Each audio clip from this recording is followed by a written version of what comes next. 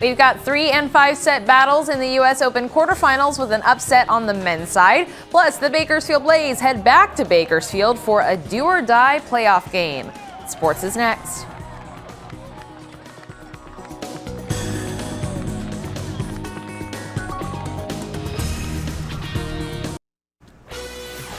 Welcome back. Time for sports. The Bakersfield Blaze are looking to end their season and their existence with a California League championship to leave baseball fans in Bakersfield with a parting gift. Tonight, they took the first step towards that title, opening a best-of-3 mini-series against the San Jose Giants. And after leading 3-2 at the top of the 6th, the Blaze give up 3 runs in the bottom of the inning, and the Giants win 5-3. So tomorrow is a must-win game for the Blaze, and it could be the last one ever at Sam Lynn Ballpark. Tomorrow's first pitch is set for 7:15, but if the Blaze win tomorrow, they will host a decisive Game 3 on Friday. In the Bigs, the Dodgers going for the 3-game sweep of Arizona. The Diamondbacks jump out to an early lead thanks to Paul Goldschmidt, and Rob Seguin can't make the grab. Paul Goldschmidt brings in A.J. Pollock, and it's 1-0 Arizona. The Dodgers respond in the bottom of the inning. Corey Seager, big brother Justin, making a playoff run with the Blaze, but the littlest Seager doubles it up, and that ties it up. Then later in the inning, Yasiel Puig gives the Dodgers the lead with the sac fly. Then he comes back in the 6th with a solo home run, his 9th of the season. He's probably glad to see the Dodgers Stadium and the Dodgers fans. After being sent down to the minors, the Dodgers win 3-1. The Giants holding on to that wild card spot in the National League, closing out their series in Colorado. Giants up 3-1 in the top of the 4th when Gorkys Hernandez solo home run extends the Giants' lead. Bottom of the inning, here come the Rockies. David Dahl gets all of that one and sends it to the second tier to cut the lead in half. Later in the inning, more from the Rockies. Tom Murphy takes this one for a ride. Another solo shot makes it a 1-run game, and it would still be a 1-run game, but the Giants up 5-4 in the bottom of the 9th. Christian Adames, the hero, he's pinch hitting, drives that to right, and it is going, and it gets down. The Rockies walk it off with a final of 6-5. CSU Bakersfield Athletics has been on the rise since its move to the Western Athletic Conference. 4 conference tournament championships and NCAA tournament appearances, and several athletes receiving postseason and all-conference honors. And now those student athletes will be riding in style when heading to their away games. CSUB Athletics unveiled its brand new custom charter bus this afternoon. The 45-foot-long blue and gold bus, provided by Orange Belt Stages, seats 56 passengers and is equipped with Wi-Fi, maybe for when those students are doing their homework on their way to LAX. Rowdy the Roadrunner displayed on the back and the sides with the Champions Made Here text, giving even more exposure to the school as it continues to paint the town blue and gold. But also when we're down in LA, and we know how many people are in LA, right? Millions. And they're all going to see CSU Bakersfield Athletics. It just gives a sense of pride for our student athletes. And as we're here on campus today, all these students walking by, and what great pride do they have being on campus, seeing that we have a championship caliber bus and athletics department to go along with a great university. The final Grand Slam of the season is winding down in New York. The world number 1, Novak Djokovic, has punched his ticket to the semifinals, and the top-ranked player on the women's side, Serena Williams, looking to join him tonight, taking on number 5, Simona Halep. Williams has taken 7 of their 8 meetings, and she's looking for her 7th U.S. Open title. Williams receiving on the far court. She breaks Halep's serve to win this game with an easy volley, taking the first set 6-2, but Halep takes the second set 6-4, pushing a third, and in the third set, Halep's return goes out of bounds. So Williams takes it in 3, 6-2, 4-6, 6-3. She will face Karolina Pliskova in the semifinals. And Stan Wawrinka won the men's night game to advance to the semifinals, and an upset during the day. Andy Murray taking on Nishikori, and during the second set, Nishikori returns. Murray goes cross court, and Nishikori replies with a backhand that lands right on the line, and he gets the point.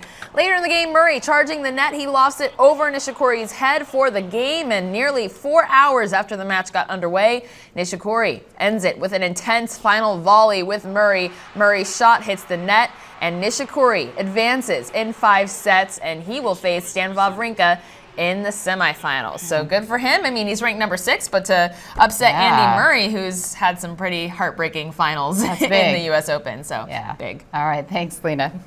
A little boy takes a pledge seriously. What he did while rushing to school one day that has touched the hearts of people all over the country. Next.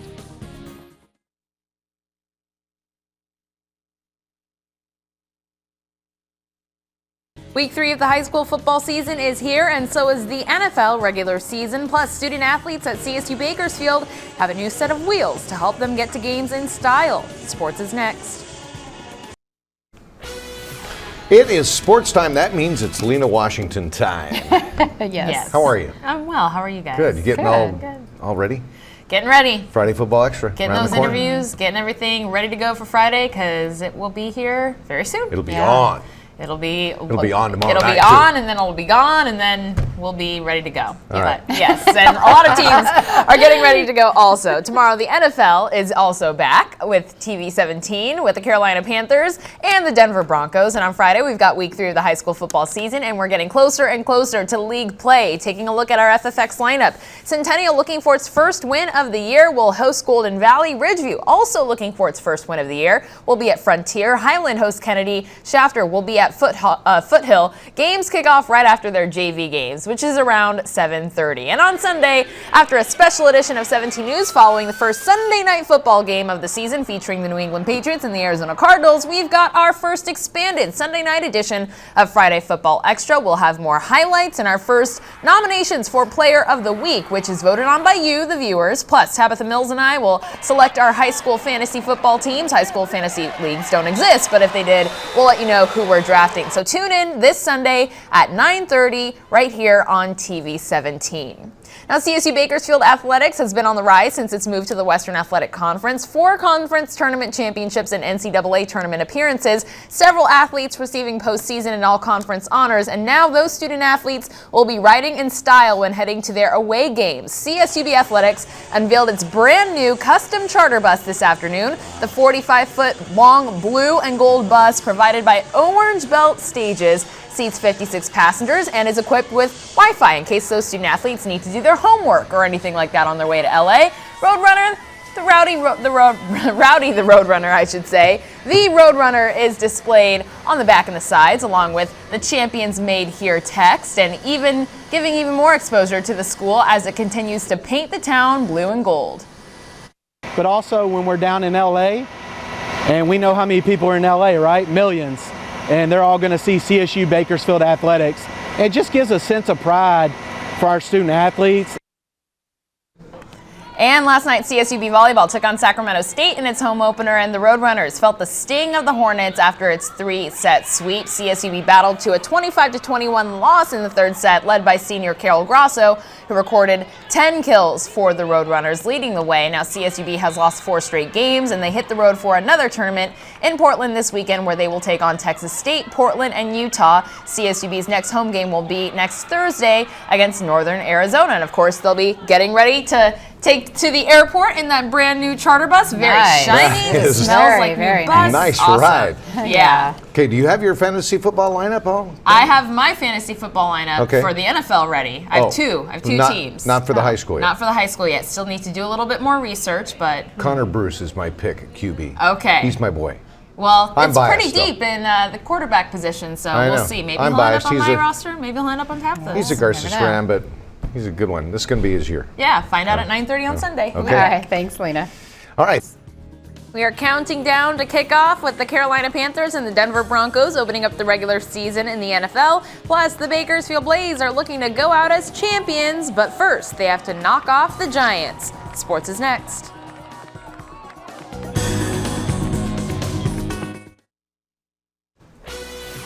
Welcome back. Time for sports. It is the day the Bakersfield Blaze have been waiting for since September of 2014. The Blaze are back in the playoffs, making a run at a California League championship before the franchise ceases operations at the end of the season. Bakersfield opens its best of 3 mini-series at San Jose tonight before coming back to Sam Lynn Ballpark tomorrow at 7:15 for Game 2, and if necessary, a decisive Game 3 will be in Bakersfield on Friday at 7:15.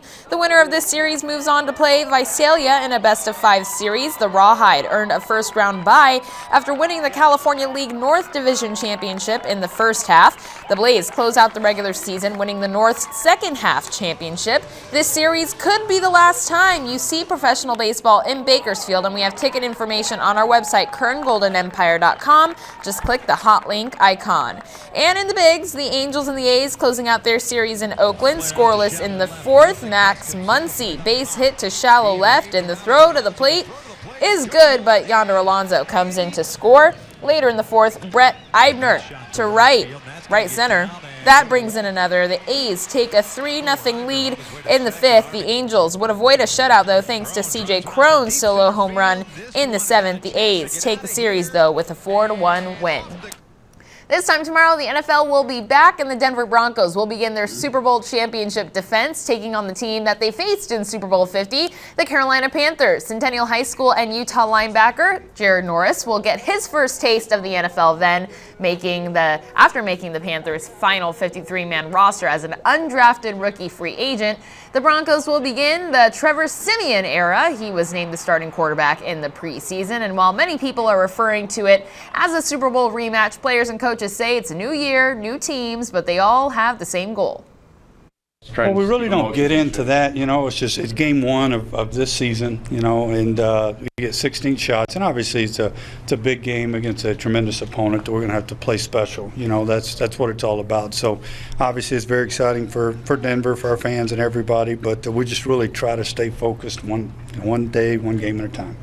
I think if anyone's wanting a rematch, it's the Panthers, because they got kind of embarrassed offensively in that Super Bowl. So we'll see if they bring it tomorrow. Yeah.